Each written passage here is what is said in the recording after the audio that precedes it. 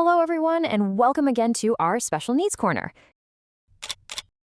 Footnote to Youth by Jose Garcia Villa. The sun was salmon and hazy in the west. Dodong thought to himself he would tell his father about teeing when he got home. After he had unhitched the carabao from the plow and led it to its shed and fed it. He was hesitant about saying it. He wanted his father to know what he had to say was of serious importance, as it would mark a climacteric in his life. Dodong finally decided to tell it. But a thought came to him that his father might refuse to consider it. His father was a silent, hard-working farmer who chewed areca nut, which he had learned to do from his mother, Dodong's grandmother. I will tell him. I will tell it to him. The ground was broken up into many fresh wounds and fragrant with a sweetish earthy smell. Many slender soft worms emerged from the further rows and then burrowed again deeper into the soil. A short colorless worm marched blindly to Dodong's foot and crawled clammily over it. Dodong got tickled and jerked his foot, flinging the worm into the air.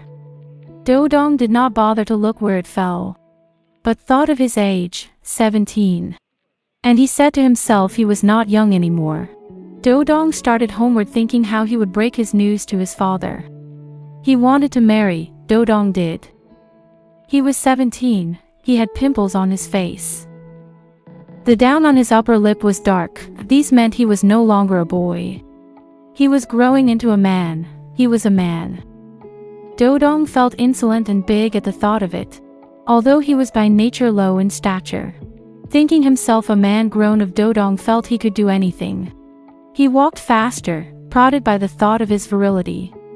A small angled stone bled his foot, but he dismissed it cursorily. He lifted his leg and looked at the hurt toe and then went on walking. In the cool sundown, he thought wild young dreams of himself and teeing. His girl. She had a small brown face and small black eyes and straight glossy hair. How desirable she was to him. She made him dream even during the day.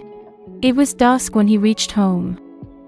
The petroleum lamp on the ceiling was already lighted and the low unvarnished square table was set for supper. He and his parents sat down on the floor around the table to eat.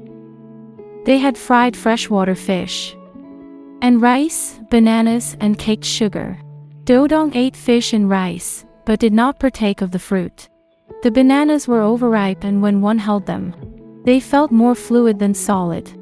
Dodong broke off a piece of caked sugar, dipped it in his glass of water and ate it.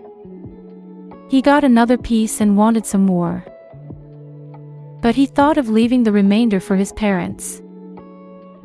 Dodong's mother removed the dishes when they were through and went out to the bat-allan to wash them. She walked with slow, careful steps, and Dodong wanted to help her carry the dishes out. But he was tired and now felt lazy. He wished as he looked at her that he had a sister who could help his mother in the housework. He pitied her, doing all the housework alone. His father remained in the room, sucking a diseased tooth. It was paining him. Again. Dodong knew. Dodong had told him often and again to let the town dentist pull it out. But he was afraid, his father was. He did not tell that to Dodong. But Dodong guessed it. Afterward, Dodong himself thought that if he had a decayed tooth, he would be afraid to go to the dentist. He would not be any bolder than his father. Dodong said while his mother was out that he was going to marry teeing. There it was out, what we had to say, and over which he had done so much thinking. He had said it without any effort at all and without self-consciousness. Dodong felt relieved and looked at his father expectantly. A decrescent moon outside shed its feeble light into the window, graying the still black temples of his father. His father looked old now. I am going to marry teeing, Dodong said. His father looked at him silently and stopped sucking the broken tooth. The silence became intense and cruel, and Dodong wished his father would suck that troublous tooth again.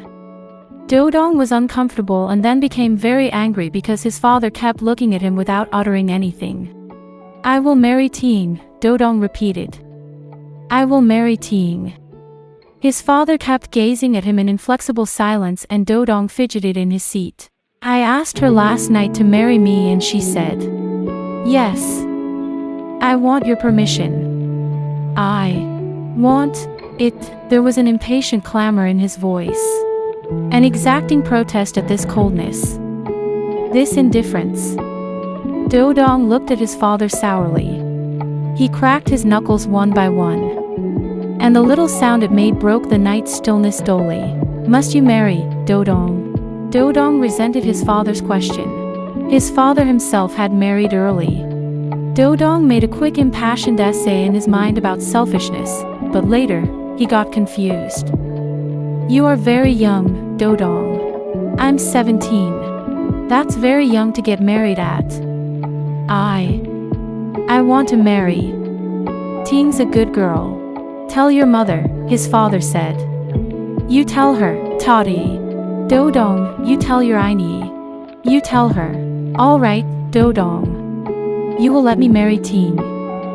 Son, if that is your wish, of course. There was a strange helpless light in his father's eyes. Dodong did not read it. Too absorbed was he in himself. Dodong was immensely glad he had asserted himself. He lost his resentment toward his father. For a while he even felt sorry for him about the diseased tooth. Then he confined his mind dreaming of Ting and himself. Sweet young dreams. Dodong stood in the sweltering noon heat, sweating profusely so that his camiseta was damp. He was still as a tree and his thoughts were confused. His mother had told him not to leave the house. But he had left. He had wanted to get out of it without clear reason at all. Ting was giving birth in the house. She gave screams that chilled his blood. He did not want her to scream like that. She seemed to be rebuking him. He began to wonder madly if the process of childbirth was really painful. Some women, when they gave birth, did not cry. In a few moments he would be a father. Father, father, he whispered the word with awe, with strangeness. He was young. He realized now, contradicting himself of 9 months ago. He was very young. He felt queer, troubled, uncomfortable. Your son. People would soon be telling him. Your son, Dodong. Dodong felt tired of standing. He sat down on a sawhorse with his feet close together. He looked at his calloused toes. Suppose he had 10 children. What made him think that? What was the matter with him? God. He heard his mother's voice from the house. Come up, Dodong. It is over. Suddenly, he felt terribly embarrassed as he looked at her. Somehow, he was ashamed to his mother of his youthful paternity. It made him feel guilty, as if he has taken something not properly his. He dropped his eyes and pretended to dust off his kundiman shorts. Dodong, his mother called again. Dodong. He turned to look again, and this time, he saw his father beside his mother. It is a boy, his father said. He beckoned Dodong to come up. Bloss was not Dodong's only child. Many more children came. For 6 successive years, a new child came along. Dodong did not want any more children, but they came. It seemed that the coming of children could not help. Dodong got angry with himself sometimes. Ting did not complain, but the bearing of children told on her. She was shapeless and thin now, even if she was young. There was interminable work to be done. Cooking, laundering, the house, the children. She cried sometimes, wishing she had not married. She did not tell Dodong this, not wishing him to dislike her. Yet she wished she had not married, not even Dodong whom she loved. There had been another suitor, Lucio, older than Dodong by 9 years. And that was why she had chosen Dodong. Young Dodong. 17. Lucio had married another after her marriage to Dodong. But he was childless until now. If she had married Lucio, she wondered, would she have borne him children? Maybe not, either. That was a better lot. But she loved Dodong. Dodong whom life had made ugly. One night, as he lay beside his wife, he rose and went out of the house. He stood in the moonlight, tired and querulous. He wanted to ask questions and somebody to answer him. He wanted to be wise about many things. One of them was why life did not fulfill all of the youth's dreams. Why it must be so. Why one was forsaken, after love. Dodong could not find the answer. Maybe the question was not to be answered. It must be so to make youth youth. Youth must be dreamfully sweet. Dreamfully sweet. Dodong returned to the house, humiliated by himself. He had wanted to know a little wisdom but was denied it. When Bloss was 18, he came home one night, very flustered and happy. Dodong heard Bloss' steps for he could not sleep well of nights. He watched Bloss undress in the dark and lie down softly. Bias was restless on his mat and could not sleep. Dodong called his name and asked why he did not sleep. You better go to sleep. It is late, Dodong said. Bloss raised himself on his elbow and muttered something in a low fluttering voice. Itai. Bias called softly.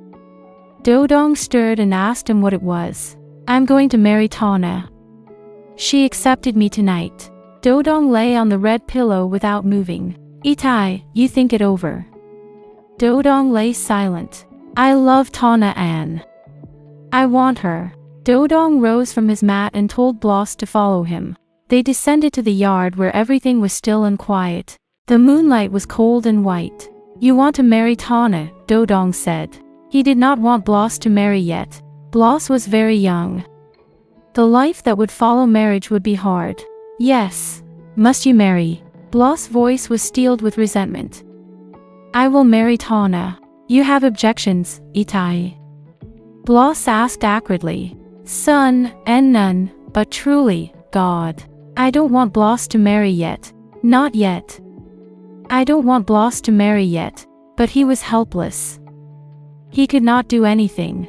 Youth must triumph, now. Afterward, it will be life. As long ago youth and love did triumph for Dodong. And then life. Dodong looked wistfully at his young son in the moonlight. He felt extremely sad and sorry for him.